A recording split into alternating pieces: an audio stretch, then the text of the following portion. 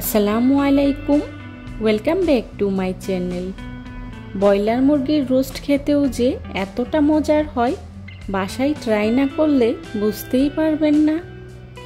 যারা ব্রয়লার মুরগি খান না তারাও দেখবেন যে এই রেসিপিটা খুব মজা করে খাবে। আজকে আমি আপনাদের সাথে শেয়ার করব ব্রয়লার মুরগি দিয়ে কিভাবে চিকেন জাল রোস্ট তৈরি করতে হয়। আশা করছি আমার আজকের এই রেসিপিটি আপনাদের কাছে ভালো লাগবে। ভালো লাগলে একটি লাইক দিয়ে পুরো ভিডিওটি কন্টিনিউ করবেন প্লিজ। চিকেন জাল রোস্ট তৈরি করার জন্য প্রথমে আমি নিয়েছি 2 কেজি ওজনের একটি ব্রয়লার মুরগি।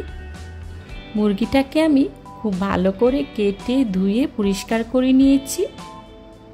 আপনারা চাইলে যে কোনো মুরগি দিয়েই এই রেসিপিটা তৈরি করতে পারেন।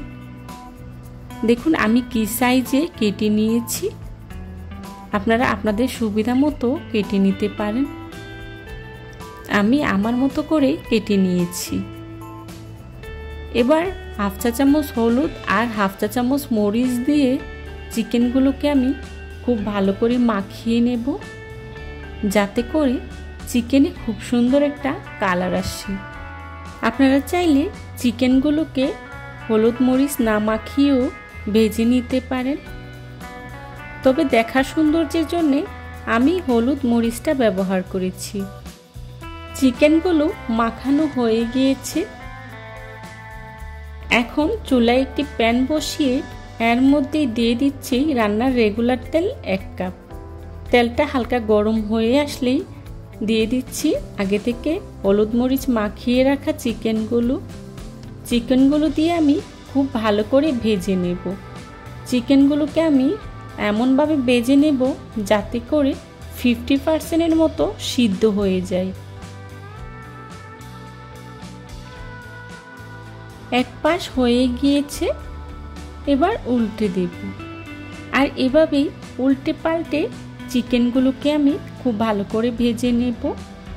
আর ভাজাটা সুন্দর হলে খেতেও ভীষণ মজার হয়। চিকেনগুলোকে আমি 2 ব্যাচে ভেজে নিয়েছি। চিকেনগুলো ভাজা হয়ে গিয়েছে, এখন চুলা থেকে নামিয়ে নেব। চিকেনগুলোকে আমি 50% মতো সিদ্ধ করে নিয়েছি, বাকি 50% রান্না করে নেব। আমার সবগুলো চিকেন ভাজা হয়ে গিয়েছে।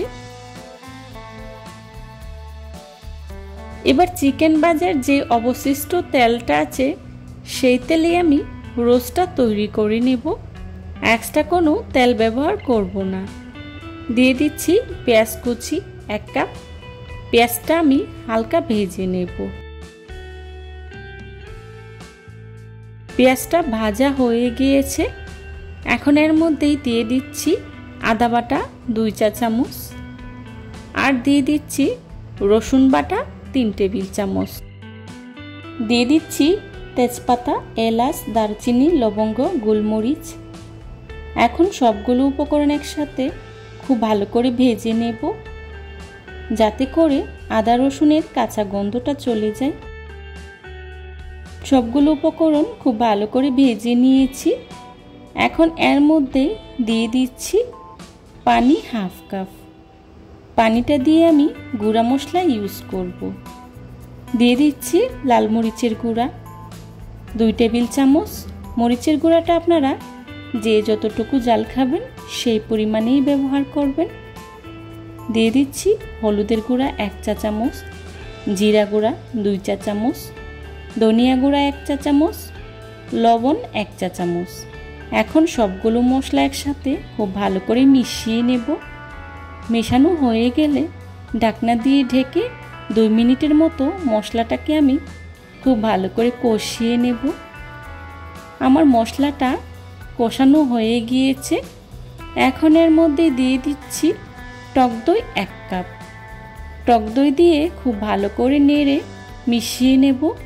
আবারও ঢাকনা দিয়ে ঢেকে 2 মিনিটের মতো মশলাটাকে আমি খুব ভালো করে কষিয়ে নেব। এই রান্নাতে টক দইটা অবশ্যই ব্যবহার করার চেষ্টা করবেন। টক দইটা ব্যবহার করলে এর স্বাদ দ্বিগুণ বেড়ে যায়। আমার মশলাটা কষানো হয়ে গিয়েছে, দেখুন তেলটা উপরে ভেসে উঠেছে। এখন এর মধ্যেই দিয়ে দিচ্ছি আগে থেকে ভেজে রাখা চিকেনগুলো দিয়ে মশলার সাথে খুব ভালো করে মিশিয়ে নেব। তারপর ঢাকনা দিয়ে ঢেকে 10 মিনিটের মতো রান্না করে নেব। ফিরে এলাম 10 মিনিট পর। অফ ক্যামেরায় আমি কয়েকবার নেড়ে চেড়ে দিয়েছি যাতে করে নিচে লেগে না যায়। রান্নাটা প্রায় হয়ে গিয়েছে, দেখুন কত সুন্দর একটা কালার এসেছে। দেখতে যতটা লোভনীয় হয়েছে, খেতেও কিন্তু ভীষণ মজার হয়েছিল। এই রান্নাতে আমি পানি ব্যবহার করিনি, টক দই দিয়েই রান্নাটা করে নিয়েছি। এখন এর মধ্যেই দিয়ে দিচ্ছি 1 চা চামচ গরম মশলা গুঁড়া, আর উপর থেকে দিয়ে দিচ্ছি কিছুটা পেঁয়াজ বেরেস্তা। এগুলো সম্পূর্ণই অপশনাল, হাতের কাছে না থাকলে স্কিপ করতে পারেন, তবে দিলে রোস্টের স্বাদটা বেড়ে যায়। চেষ্টা করেছি খুবই সহজভাবে আজকের এই রেসিপিটি আপনাদের সাথে শেয়ার করার জন্য। আশা করছি আমার আজকের এই রেসিপিটি আপনাদের কাছে খুবই ভালো লাগবে।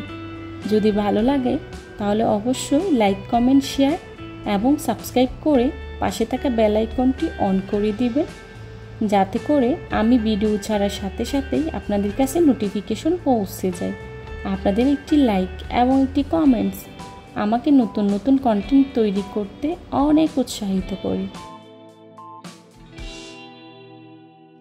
দিয়ে দিচ্ছি কাঁচামরিচ কয়েকটি।